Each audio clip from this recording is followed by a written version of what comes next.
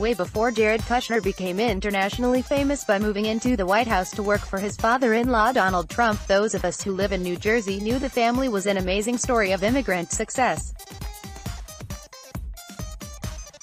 Jared Kushner's paternal grandparents, Holocaust survivors Joseph and Ray Kushner, came to the United States in 1949 as impoverished Eastern European refugees and begat a family whose office buildings, apartment complexes and philanthropic efforts are important parts of the business and social landscapes in New Jersey and elsewhere.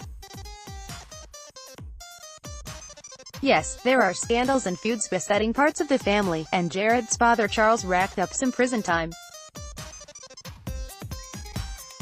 The family's rise from refugees to titans is an example of what can happen when people are admitted into this country, work hard and prosper.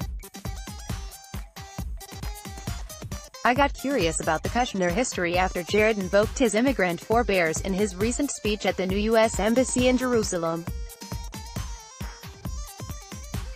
"I keep a photo of them on my desk in the White House," he said.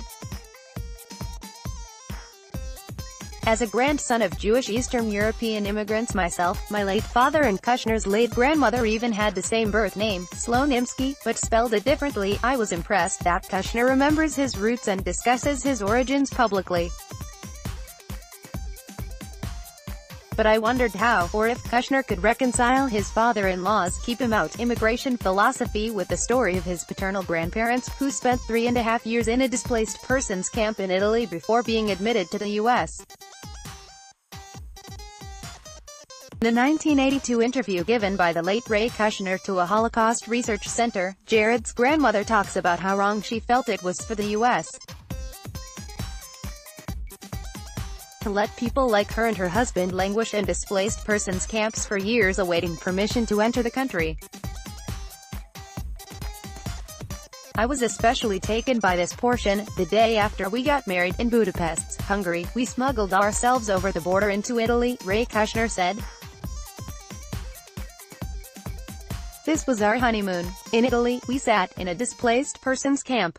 It was like being in the ghetto again. Nobody wanted to take us in. So for 3.5 years, we waited until we finally got a visa to come to the United States. Later on," she says that for the Jews, the doors were closed. "We never understood that. Even President Roosevelt kept the doors closed. Why? The answer, of course, can be found by looking at some less than inspiring U.S.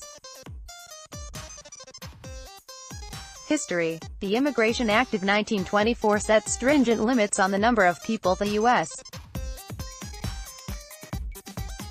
would admit from Poland, where Joseph and Ray Kushner were from, and other Eastern European countries.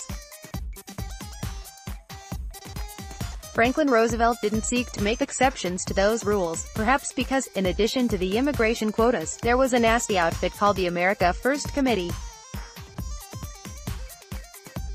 Its prominent members included Charles Lindbergh, the famous aviator, and its supporters included Father Charles Coughlin, the anti-Semite who gained huge popularity as the radio priest from Royal Oak, Michigan. The committee tried to keep the U.S. out of World War II and blamed American Jews for supposedly pushing Roosevelt to have our country enter the hostilities.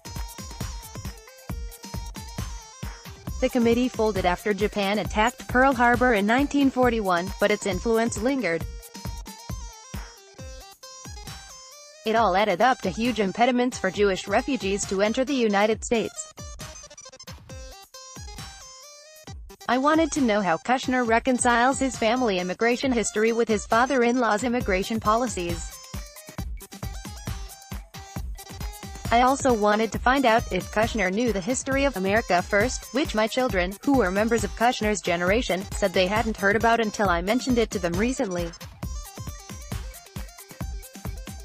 So I sent the White House press office an email outlining some of the major elements in this column, asking for comment or a conversation. I never heard back. Perhaps Kushner opposes large parts of his father-in-law's immigration program, and has been opposing it privately. But it's also possible that Kushner has no problem reconciling his family history with Trump's policies. Ray Kushner was an eloquent, plain-spoken critic of U.S. immigration policies.